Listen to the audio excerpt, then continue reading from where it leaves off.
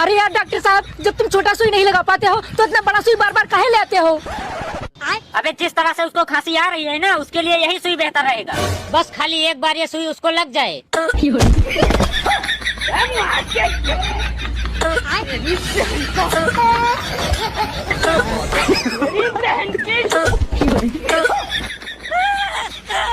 अबे साले, साला जब से इसका इलाज करने लगे हैं जिंदगी झंड हो गया है एकदम से।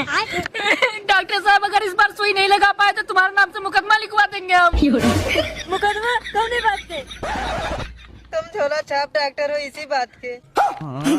साला अगर इसी बात है तो उसको सुई लगा कर रहूंगा। हाँ साला, एकदम से जीना हराम करके रखे। अब हम सुई नहीं लगाएंगे। जा रहे हैं मरने, ले खुद लगा लेना। और अभी तो रुको, क्लाइमैक्स अभी बाकी है। बाप रे, सारी बात